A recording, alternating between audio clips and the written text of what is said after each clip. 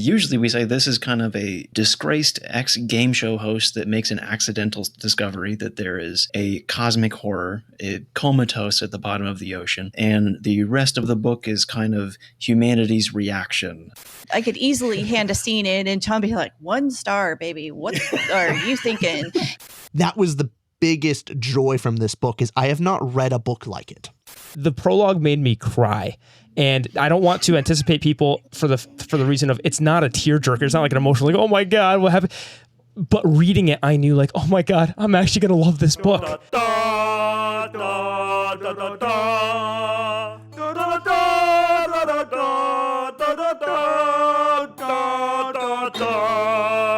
Welcome back to another episode of Two to Ramble. My name is Richard. My name is Austin. Today, we're jazzed. I'd say properly excited. Jazzed hands. We have discovered something, or have been, handed something that we are going to claim ownership of, and we're going to give it to you, the audience.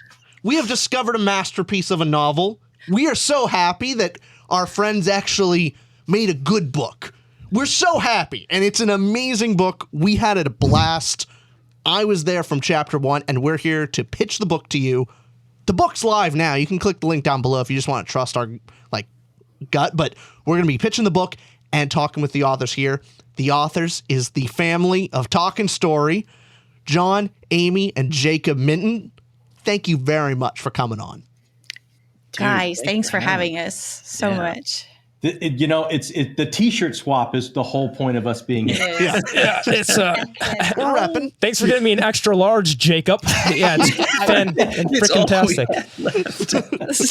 No excuses, okay? The large was for you. Richard just claimed it, so that's not we thought Austin might Hulk out. We didn't know. Yeah, and Jacob has his hat on. Jacob has the hat. Yes, everyone's got the merch. Yes. I want to make clear, because obviously we love you guys. We are friends of you guys. And so for the audience listening and to Rich introducing that, this is no exaggeration. So this book that they created, it's called Discovery. It is a 5-star book.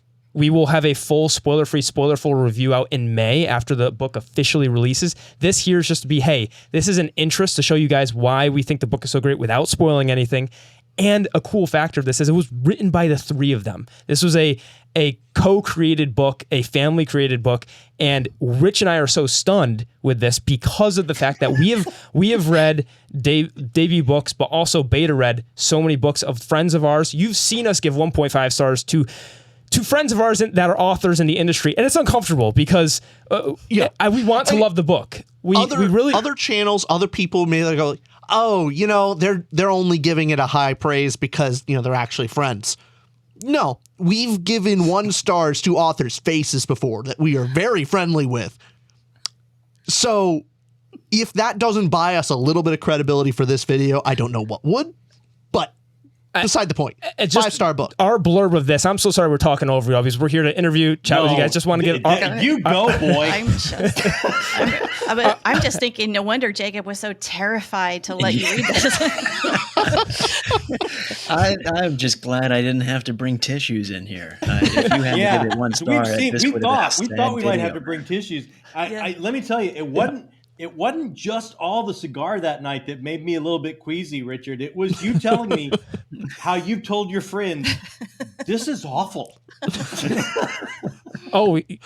happened. Yeah. When you guys only see the stuff on camera of the debut authors we do read stuff of, like the beta read books. I mean, it's sometimes brutal, but we obviously try to give feedback of like, hey, here's why we don't like it. It's obviously as constructive as we can be. One of our best friends here wrote a book we really didn't like, and we're going like, here's why we think this, because we want him to improve. Obviously, it's from our subjective opinion. So, but I want to say our blurb of your book Discovery will tell people what this is actually about. Sorry, not the blurb. This is our statement of what Rich and I wrote together as a pitch. We said this book helped us discover one thing. J.J. Minton created a masterpiece. The plot is fresh and thrilling from start to finish. World building is brilliantly realized. Discovery blew our minds. All 2 remaining brain cells. We gawk in supreme awe. 5 out of 5 stars. That's just a short way of us saying this plot and the way they constructed this novel and the absolute immersion you get into this. I don't want to say apocalyptic world, but the premise of the novel is that an apocalyptic thing or event, a Lovecraftian-esque horror, cosmic horror is presented early on in the book, and you will be glued from the first page. Even if you don't have the exact taste of Rich and I, there is something here that's special. And I will stop rambling on that and just ask you guys, do you have a way you typically like to pitch your own book and say like, hey, it's for this kind of reader. This is something that people should know before picking up Discovery. Oh man. We have such a hard time pitching this book. This is why I was we enjoying didn't watching get you trad do it, representation. Yeah, I think. this is why no one would talk to us when we were sending it around. We have such a hard time. Yeah. Typically, you're on the hot seat. Go, Jacob. Question to help you, Jacob, actually, is Sure. this the book idea that your teacher hated?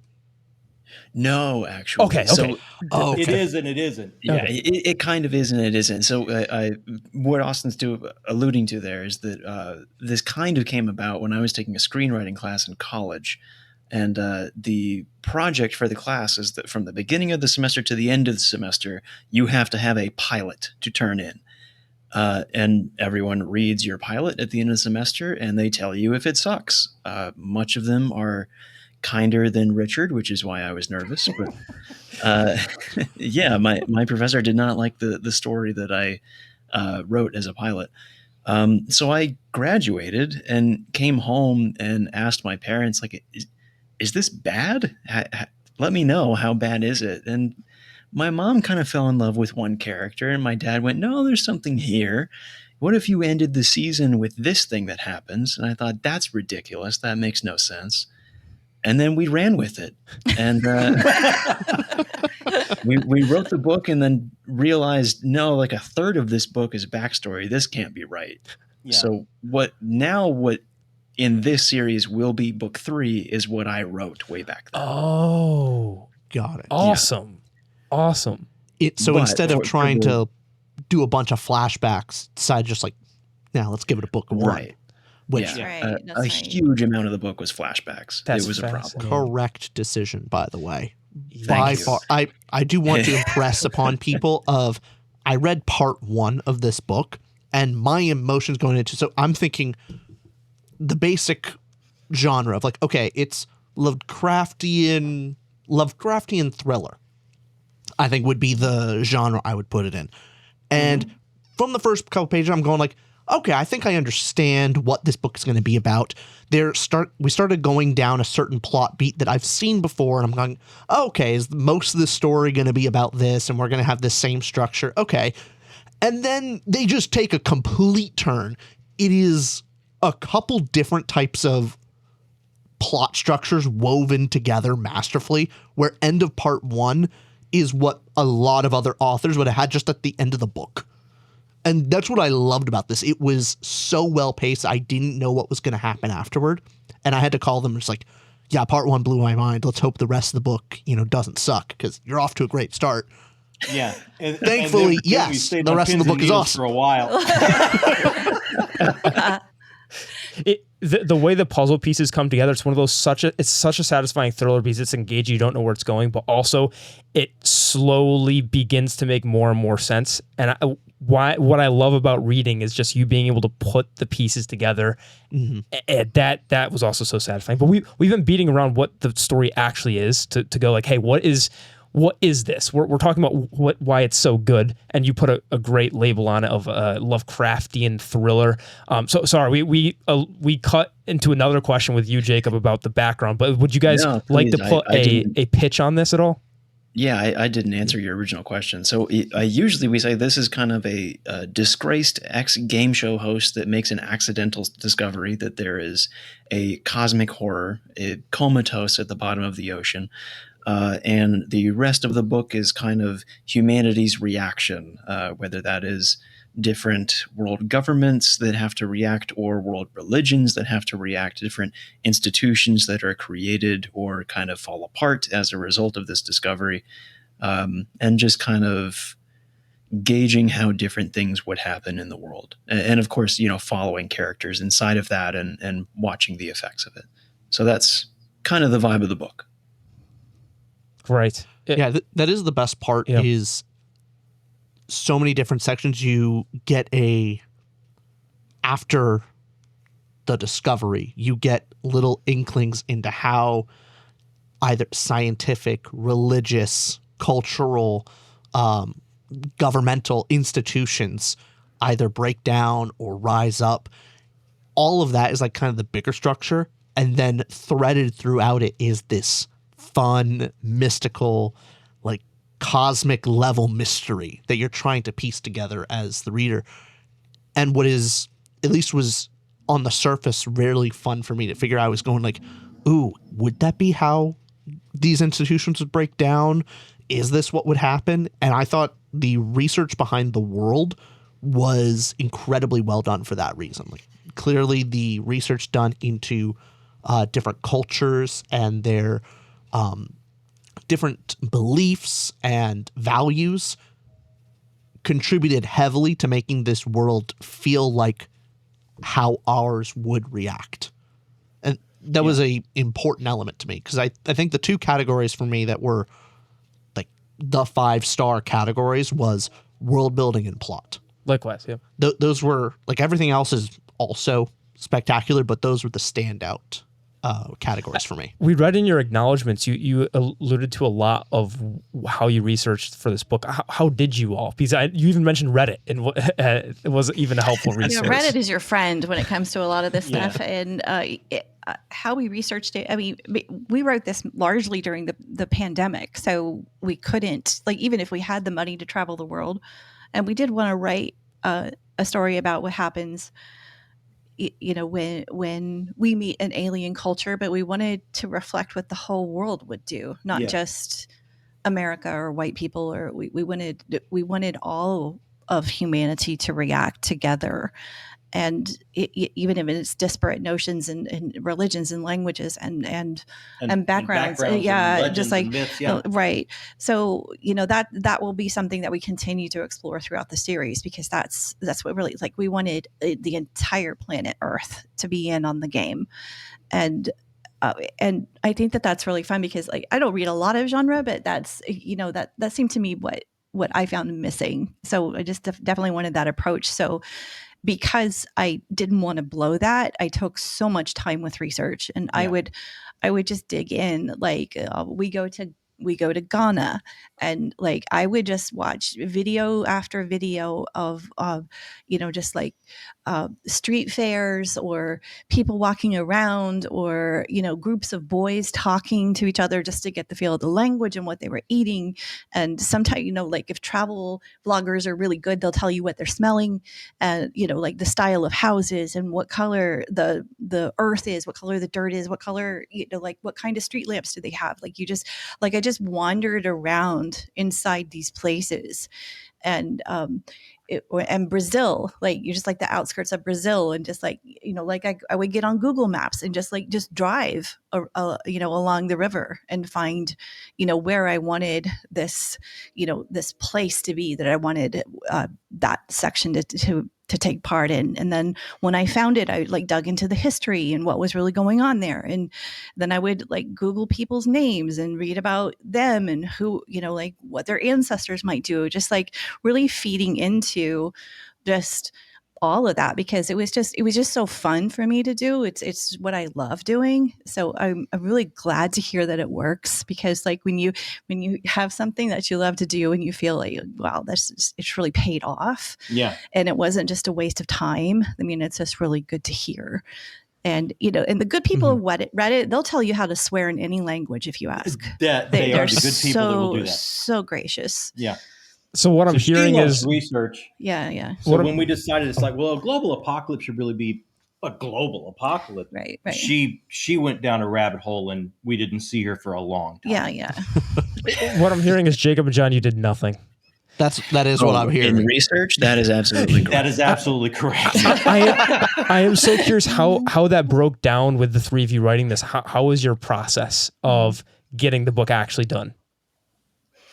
It was there was a long period where we all just kind of had to find each other's strengths, because we had never worked together in that capacity before. I shot a short film with my dad, and that was about the extent to all of us, working together. It was as close as we. I'm sorry, Jacob. I should clarify for everybody watching. We didn't mention this, but this is parents and son, by the way, because we just assumed everybody knew that. I don't think that was fair. Yeah. This is like we did mention it's like the J.A.J. Mitten, but I don't think we clarified. Yeah. Yes. Yeah. So, sorry, Jacob. That is my mom and dad. Yes.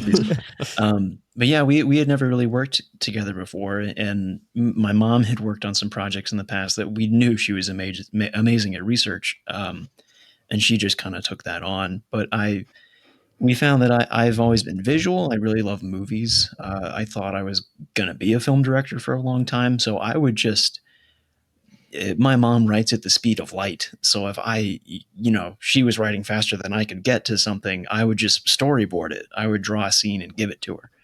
And if we were ever having problems with, oh God, this mechanic isn't working, this plot device isn't coming together, we need to get, to point B, but point A is broken.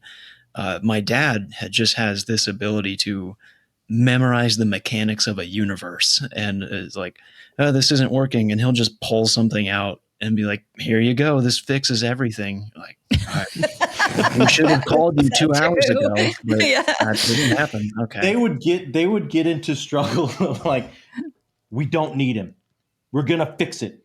And then they would get angry at me because they would call me literally a couple hours later and go, no, look, this is all you've done this. All you have to do is this. How could you forget? And they would be so angry. So always me every time. Yeah. They're just angry that you're always right. I get it. Yeah. I feel that pain all the time. Yeah. But it was really just trial and error, and to be honest, arguing with each other for a few months before everyone kind of found their jobs. Yes. Well, I've also heard a interesting tidbit that I want to explore further here. Who was in charge of the dialogue, really, between a lot of characters? Who wrote? Because Amy, you're going into the research, doing a bulk of the writing of describing. Mm-hmm. Were you also doing the dialogue, or was that someone else that kind of came up with some all three of us? All three. Yeah, like John was really good at just like the outrageous monologues. Like he would. I think if you see somebody that's in the red, like their needle is pegged in the red, and they're talking for a while, that was probably me. There is a recording of my dad saying all of those words somewhere because he improv'd it. Because I would you Saller. Well, we were talking earlier about like the amount of swearing in the prologue, but that all came out of this one's mouth. And when I showed a draft to my father, he said daughter, and I was like, no, it's all John. He's like, I don't. He's like, I don't believe you. I don't believe my sweet son-in-law could possibly say these things. I was like, oh yes, he did. But before Jacob, we built a theater company together, so we kind of met building creative things. That's kind of how we got together. So if there was a moment that they couldn't quite wrap their hands around or something, I would go, okay, give me a minute, and I would just pace around for a while and try and find the character. And then I'd come on and just say, okay, turn the recorder on.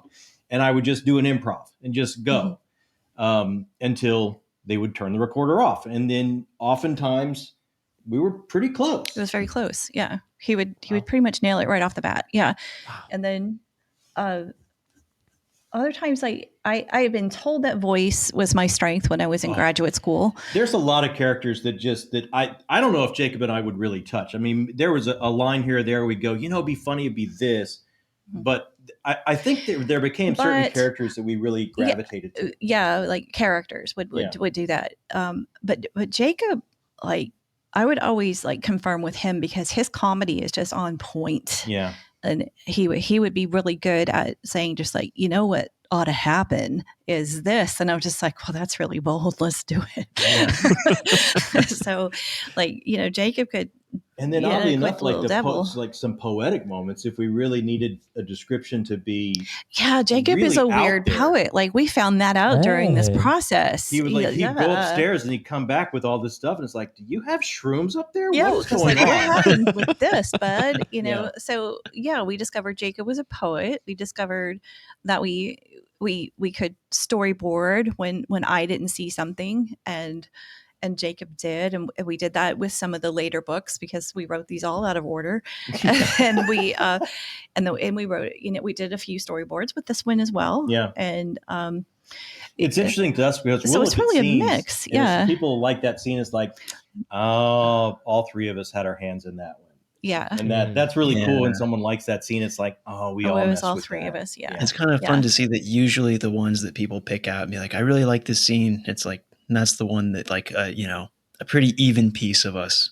Yeah, from the three of us are in that scene. Mm-hmm.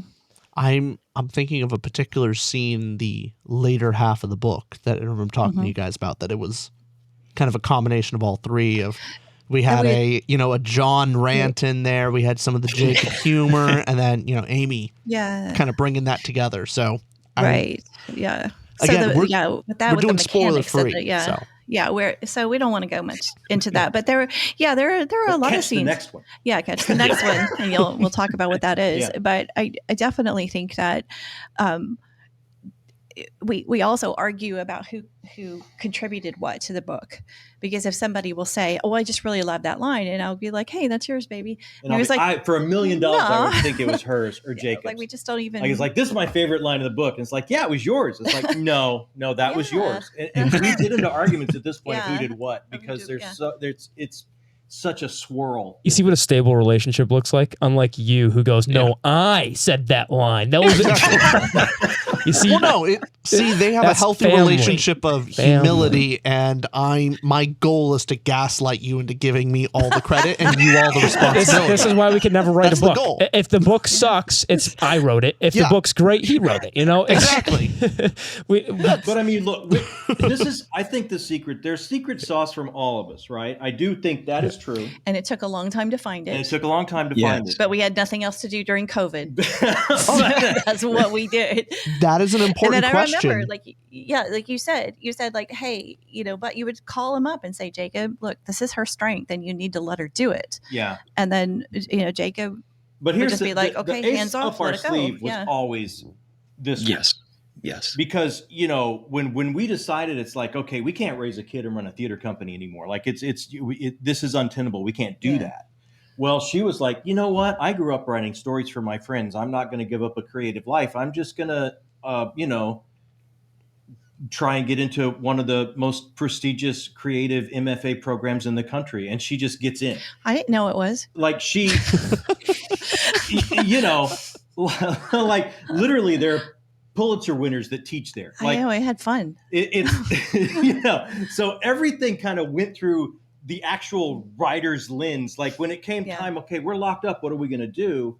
She created a writer's room. She created, and then we found strength in that too, where everybody would call someone. Mm-hmm. It's like, no, I don't think this works. We have to work harder. The character motivation isn't good enough. We have to work harder. Kind of like a great show on TV would be when there's more writers in the room than just one. Your stuff could be called to the carpet if it's just not selling for the other two.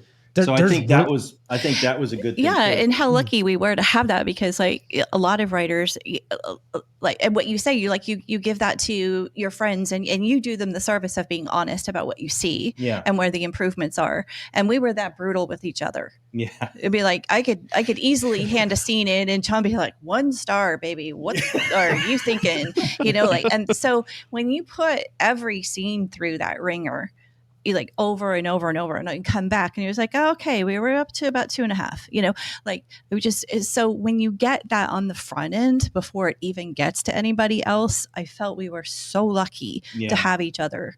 And because we were so hard on each other, that it really worked. Would you also you democratize the book writing process between the three of you? Would you guys say? Totally, yeah. I think it's more like the Roman Republic. The three. No, I think it was. It's like a triumvirate, but there were voting. We still vote. Oh, we still vote. Yeah, we still vote. Is that line going to stay or go? And it's like people have been out. It's gotten ugly. Wow. So if it was 2-on-1, then that's the decision you guys are making. That's the decision. Yeah, that was decision. We have to live with it. Yeah. Whoever is dead set against it has to live with it. We were usually. We were always usually close. worked. It usually worked though. Like we didn't make a bad decision that way. There were plenty of times that it was 2 against 1. Sorry, Richard. And then the one has to just sit with it for a couple of days. And usually if it's 2 against 1, the reason is because they're right, And then a couple of days later, the one person will go like, I'm an idiot. Yeah. I think going to look forward to our spoiler section to ask you guys which one is, what's the, out of each of you, which is the one moment where you were outvoted that you still think it's still kind of. And by spoiler section, remember, there's a pre-sale link at the top of the description below where they're giving signed copies to Discovery. The actual, do you guys want to announce what the period of that and also the actual release day for the book? Yes, the pre-sale will be going on March 15th through the 22nd. So it's 1 week only, Saturday to Saturday. And it's on our website only. That will be for signed paperback copies. Yeah. And and there's special release bookmarks as well. Oh, yes. Yeah. We got some special bookmarks to go with them. They're very sexy. Yeah. Nice. Very sexy. They have a quote from the book on it. It's very beautiful. Yeah. Anyway, so all of that's on our website. You can take a look. Or that's where you want to go if you want a little souvenir of the world, but not where you want to go if you want it on the publication date, because we got to order the copies, we got to sign them, and then there's the US mail, and who knows, and we're not Amazon. So on May 15th, when it does come out, that's when you want to head on over to Amazon. But if you go to our website, or if you don't want to do it that way, put your email in and we'll tell you when things go down. You don't have to remember any of this. Yeah, I want to give a chance here. There was earlier you were talking about how John, you pontificated sometimes, and you actually ad-libbed and improv'd the lines that were actually ended up in the book. Did you do that in the prologue at all? Did you ad-lib? Oh, you! I will say, you dirty dog. The prologue. That is all, John. I'd say 95 to 99% of everything Manny DiMartini says is my dad. Oh my! That's my favorite character. John is my Manny DiMartini. It's so good. Here's what happened. That's unbelievable. I love that. I love this story. Look, we can say it's on the back of the cover. This is not a spoiler. This is a disgraced game show host that's trying to bring back his career by finding a sunken World War II submarine. And his funding is getting pulled for his production. And I lived in LA for 10 years, and I've stood right next to people when their funding is pulled. And almost everything I said was something I've heard someone say when I was standing next to them when a play was closed or funding was pulled, and that was an honest reaction. So I really just channeled some past history. I've got to, if you guys don't mind, could I read the first? I can't do better than you, John. I'm just going to read it, not with your verboseness. Wait for this. No, this is when you said you were going to do this, we were like, what? This is the introductory to Discovery. It is. I won't go beyond like a page. This is just to give you guys the feel, and to preface this before I begin. I told John Jacob this in a text. The prologue made me cry. And I don't want to anticipate people for the reason of it's not a tearjerker. It's not like an emotional, like, oh my God, what happened? But reading it, I knew like, oh my God, I'm actually going to love this book. I'm actually, I can be so kind to them. Like I was that overwhelmed with emotion because I kid you not. 5 stars. Those are that's in our favorite book categories. Now I can't say, it's better than the one and only, like Rich. I mean, Wheel of Time, of course. Yes, of course. But okay, I'll give the quick intro here. Here we go. This is the prologue, Overture, Kingdom of Tonga, 1992. Sorry, one more thing I want to preface this with. Oh God! Right before. Are you kidding me? It's the tension. You know how a play works, John. It's the tension. It's the pull. People are now so drawn into like, oh, I want to discover what's here. It does read like a stage play, too, which is so cool. You can see your stage background in this. Okay, sorry. Without further ado. It has taken a defeat from the first child of the cosmos for me to notice that my plan has been compromised. Go over it again. What did he say? This was just an opening move, a taste of my game before I really get going. He took my queen. He took her. I could not breathe. He was in my face. You don't need air. He took. Stop this. He is gone now. Do not panic. Look everywhere. He took my arm, my queen, my plane. He took. I cannot breathe. You don't need air. Focus. First, conjure the island, mountains of calcified sea skeletons latching onto an underwater volcanic peak. Then, latching upon one another, layer upon layer, eon after eon, until a cadaverous mass rises from the ocean. This is a scene millions of years in the making. Good. More. See, the man, a wisp at the edge of the island, an aloha shirt plastered with parrots and pineapple sticks out to his back. Sweat bubbles through the zinc oxide sunscreen in his bald spot, and aviator sunglasses deflect hostile tropical sun. Fuck you, John P. Reynolds, executive producer of Let It Rip Productions. A streamer of thermal paper clatters in his raised fist. Who the fuck are you to fax me this, Jonah P. Reynolds? More. The man stomps across the sandbar. Trillions of skeletons crunch under the soles of his Gucci boat shoes. You don't want to find the submarine anymore, you chicken shit. You don't want to make television history. You don't like money, Jonah? Pump his wump, suck a bag of dicks. Overseeing the proceedings is a wild pig. Teats on her mud-lined belly sway as she adjusts her hooves atop a limestone boulder. Her baritone snuffle echoes in rocky crevices where meaty crustaceans hide. Jonah, you motherfucker. The man chokes on a mosquito. You have questions about me finishing this expedition? I am this expedition, you Brex Brothers wearing bitch. I don't see you here on this hot and humid beach running this lazy crew, and I certainly don't see you in that hole called a hotel, and I would see you, Jonah, because I have to sleep with its fucking lights on to keep the lizards and roaches from crawling straight up my asshole. I have not kept my anal chute pristine in all these years for that brand of bestiality, Jonah. End scene. Jeff Hayes, eat your fucking heart out. Oh my God. Thank you. I've been waiting to get some anger out on this podcast, and I couldn't say it at Rich. I could see those veins. Those neck veins were bulging. Oh my God. Richard looks scared. I don't know. I don't get to see his angry side very often. I gotta say that. Oh, we just lost audio.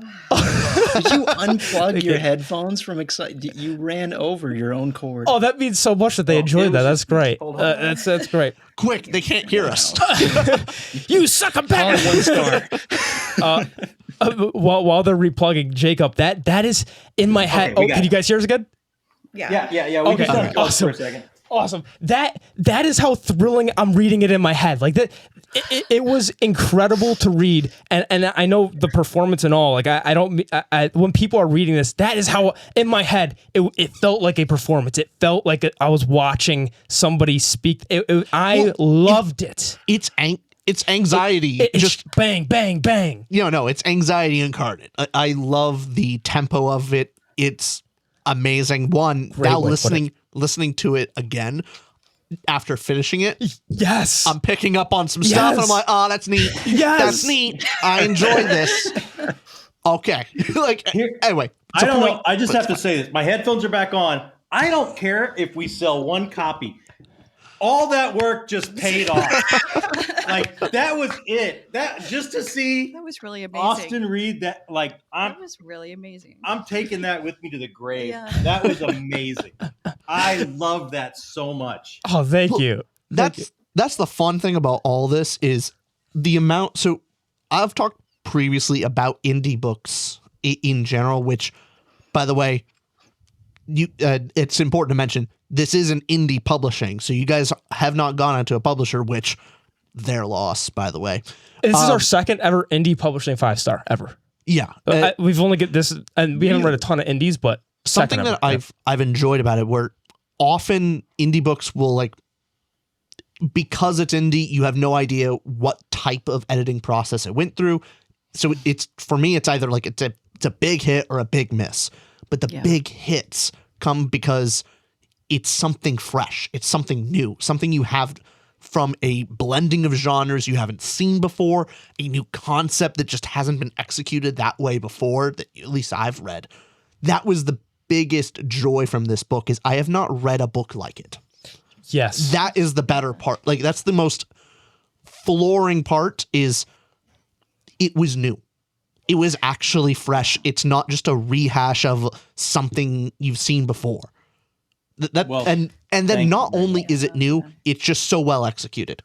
Exactly. And that's kind of my excitement over this. And that's probably really why, trad publishing wasn't the right move for this, because nobody was really going to take the risk on this. It's a little bit longer than they're looking for, and then it's how do you? It is a very blend of what genre. Is it? You can't really. A good question to ask: how many words is the book?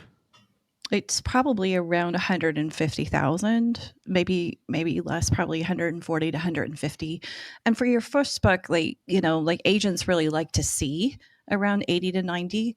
So it's not that we weren't, outside of the boundaries of what, a sci-fi or a fantasy should be. It's that we were just such an unknown quantity. Yeah. And because we couldn't come up with a solid, yes, it's cosmic horror, which is not, sci-fi is not selling. Well, sci-fi is not selling well right now it's with publishers. A bit like epic fantasy as you hop around the world, multi-POV. And it's really hard to put in a box. But there's cosmic horror, but as Austin so wonderfully just showed, there is comedy as well. It's a whole spectrum of genres. And if it works, hopefully there's some laughs all the way, here and there through all the way through it. And then I think another thing was wait a minute, this is 3 people, a family writing? What do we do with that? I don't think there was. I mean, there's just a lot of weirdness all the way around. There was a lot of weirdness attached to the book. And because of the state publishing is in right now, which is they're just trying to be extremely careful after the pandemic. A lot of people got screwed. And so it wasn't like I didn't blame people. I wasn't raising my fist on the sandbar like Manny. I was just how do we do this? Because this is the story we made. And we did think it was worth something, or people that we showed it to seemed to enjoy it and were encouraging us. And I don't think they were, BSing us, but we were just we just kept going and just kept pushing. And at some point we said, maybe we ought to try for ourselves, and we ought to listen to people like Philip Chase and Jackie Hagan who were mentoring us. And when John, in a completely separate endeavor, started making his YouTube channel, and we started to get into the booktube community and meet so many people who were so supportive that we were just this is just an organic, crazy. They're just so helpful. They're so crazy helpful. And there's so many resources on the internet and so many reasons to do this ourselves, to just, we were just let's just go with the organic move here and not try to go against the grain anymore, and just beating your head against the wall, saying trying to get an agent to give you attention. And, the way I was, you bring coming through junior high and just this is my dream. I want an agent and I want this and whatever. And it's just you have to give that up and say, no, what you really want is to bring your story to people. Yeah. And, an agent is a means to an end. But I had to give some of that trad dream up. And I'm so glad I did, because the people we've met and the people who have helped us, just the gratitude I have for this community is amazing. Yeah. And we're just so looking forward to paying that forward, because we just want to be a part of this in every way. Yeah. And we've made a lot of assumptions. By the way, this is Talking Story booktube channel. So yes, we've made a lot of assumptions. Everybody knows who you got. Because we know you so well. At the beginning. Oh, you did? Yes. Oh, okay. Sorry, I got distracted with that. Yeah. But I will say, I'm calling my shot now of book. I bet book 2, you guys will at least have a publisher reach out to you. Oh, you will have somebody.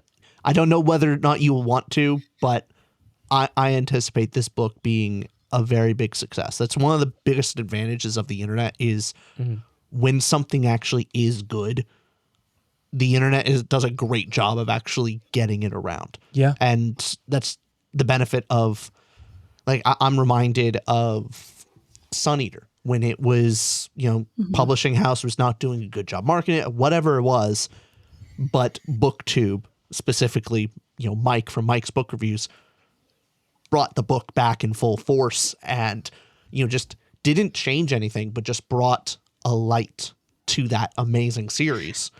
And I'm hoping that's the same thing with this. I implore people watching, gotta give this book a shot. It is... there are plenty of books we talk about, recommend. I insist. If if you like any of our takes on books, and you think like, hey, sometimes these guys sometimes know what they're talking about with books, take our advice here. Like, give this book a shot. Especially, we're gonna have one of the most fun conversations, spoiler free and spoiler full, with John, Amy, and Jacob. We're filming it tomorrow, but it won't be released for a couple months from now. We will dive into everything on the book, and again, imploring everybody to go read it. Could not agree more with what you said, Rich. I think, especially.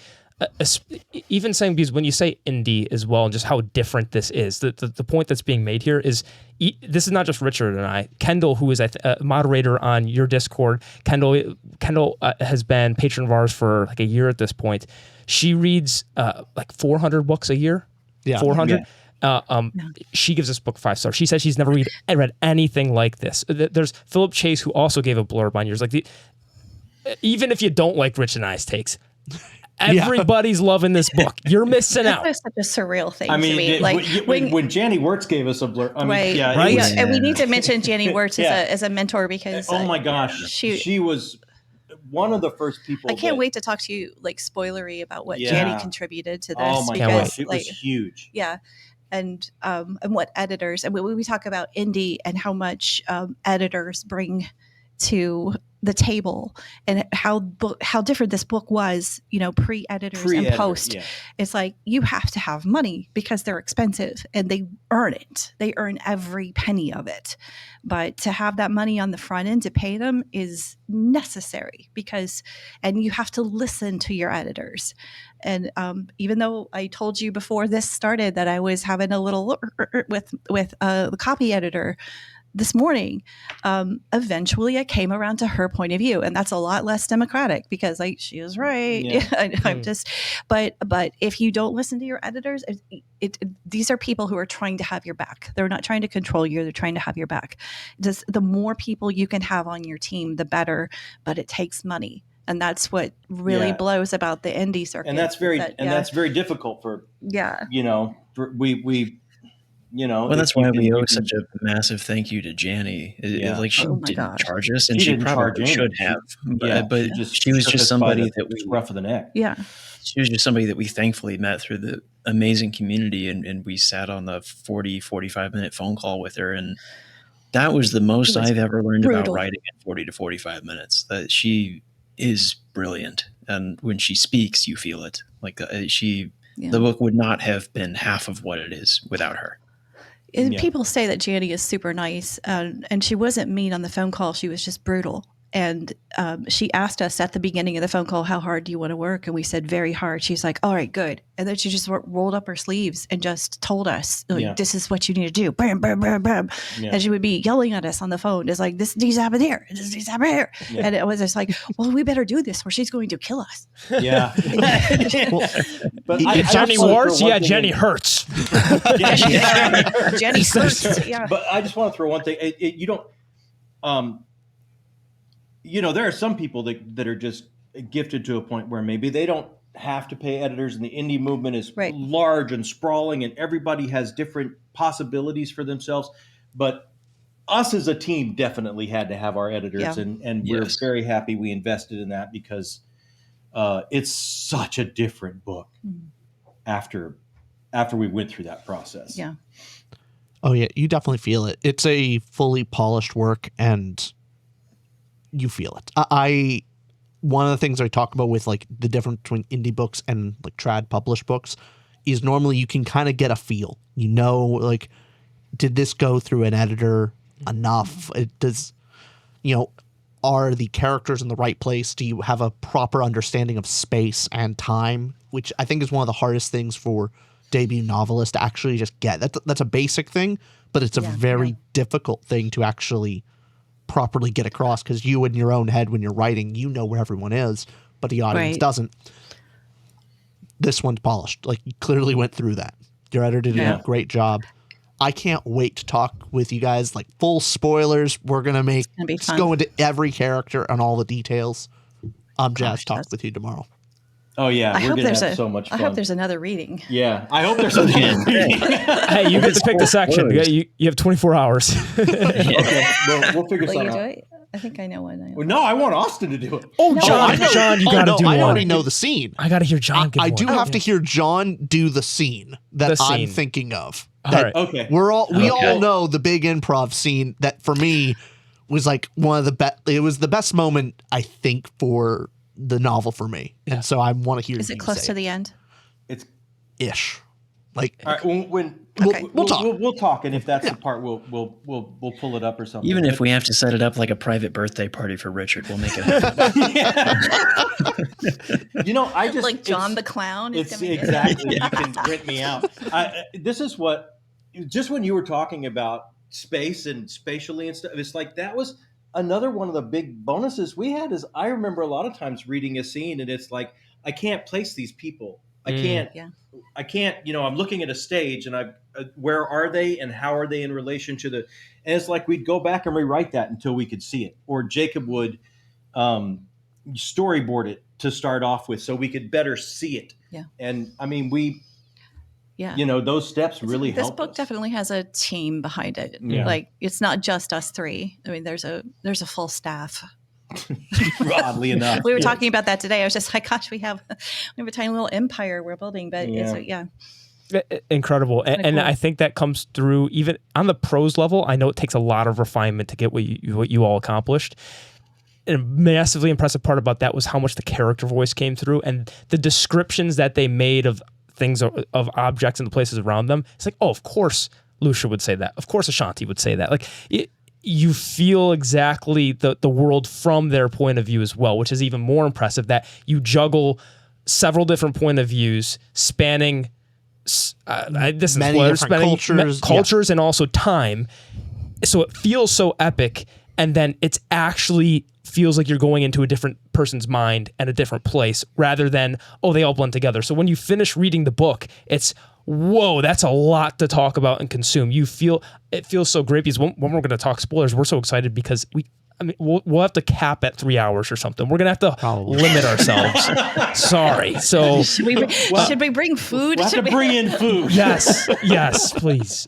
But I want to give Rich, did you have anything else you wanted to add in? All the rest of my thoughts of the book will be saved for the spoiler-free, spoilerful, the full review some weeks after the actual release of the novel, giving you guys a chance to actually read it.